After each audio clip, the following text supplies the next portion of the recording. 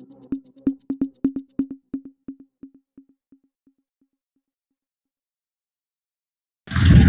અવાજ સાથે આજે દાદરાનગર હવેલીના આપણે સિલી ગામે આવ્યા છે. તો એડવોકેટ સુનિલ આપણી સાથે ચર્ચા પર છે. તો સુનિલભાઈ, આપણે જે વિસ્તારમાં તમે કેમ્પેનિંગ ચાલુ હોય તેના માટે તમારું આજે અમે ભારત આદિવાસી પાર્ટીના બેનર તલે અને ભારત આદિવાસી પાર્ટીના પ્રત્યાશી એડવોકેટ દીપક પુરાણાને અમે એમપી તરીકે નોમિનેશન કરાવેલું છે. એ બાબતે અમે દાદરાનગર હવેલીમાં હરેક પંચાયતમાં ડોર ટુ ડોર કેમ્પેન કર્યું છે. આજે અમે કિલવની પંચાયતમાં સિલ્લી ગામે ડોર ટુ ડોર પ્રચાર કરતા છે. એ બાબતે અમે હાલમાં જે અમે ભારત આદિવાસી પાર્ટીનું પ્રચાર હેઠળ ગામે ગામ પાળા ફરતા છે. એ બાબતે અમને લોકોનો ઘણો સારો પ્રતિસાદ મળતો છે અને એ લોકો નવું બદલાવનું ઈચ્છતા છે.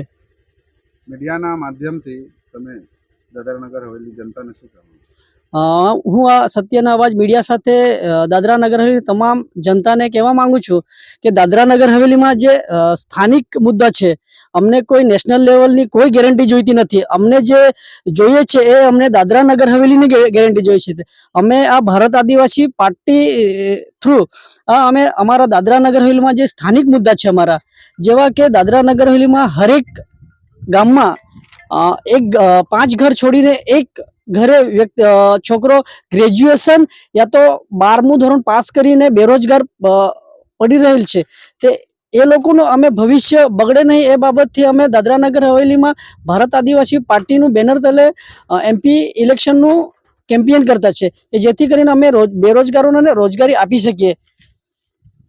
જાહેર જનતાને શું અપીલ કરવા માંગો છો દાદરાનગર? મેં દાદરાનગર હવેલીને જે જાહેર જનતાને અપીલ કરવા માંગુ છું કે તમે ભારત આદિવાસી પાર્ટીને જંગી બહુમતીથી જીતાવો અને એ ભારત આદિવાસીનો જે પ્રત્યાશી છે એ સક્ષમ છે, જે સંસદમાં પણ સારી રીતના રજૂઆત કરી શકશે અને લોકોના હિતમાં ઘણા બધા ભૂતકાળમાં પણ કામ કરેલા છે એમને.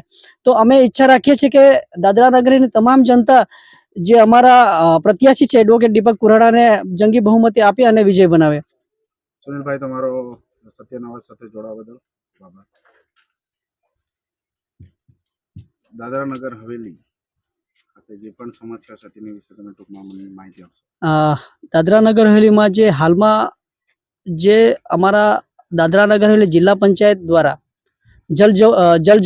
જલ જીવન મિશન દ્વારા જે હરેક પંચાયતમાં હર ઘર જલ યોજનાની ગેરંટી આપેલી છે. એક ગેરંટી નકામી છે, માત્ર ને માત્ર કાગળ પર છે. કારણ કે હું કિલવની પંચાયત પૂરતી વાત કરું છું. હર ઘર જલ યોજનાની અમારા કિલવની પંચાયતમાં માત્ર 2 જ ગામ છે, કિલવની અને સિલ્લી ગામમાં 1485 હર ઘર જલ યોજનાના માત્ર ને માત્ર કાગળ પર જ છે.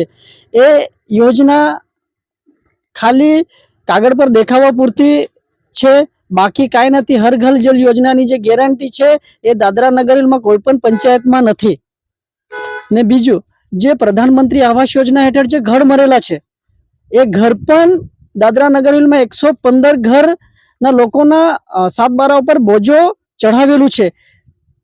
તો હું પણ એ કહેવા માંગુ છું કે મોદીના જે પ્રધાનમંત્રી આવાસ યોજના હેઠળ જે ઘરો આપેલ છે એ ઘરની પણ ગેરંટી નકામી છે, કારણ કે અમારા ગરીબ લોકોના જમીન પર બોજો ચઢેલો છે.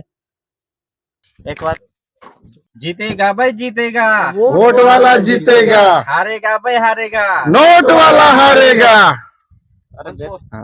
जीतेगा वोट वाला जीतेगा, हारेगा भाई हारेगा, नोट वाला हारेगा. હું દાદરાનગર હવેલીનો ભારત આદિવાસી પાર્ટીનો યુવા અધ્યક્ષ દાદરાનગર હવેલી દમણ-દીવ.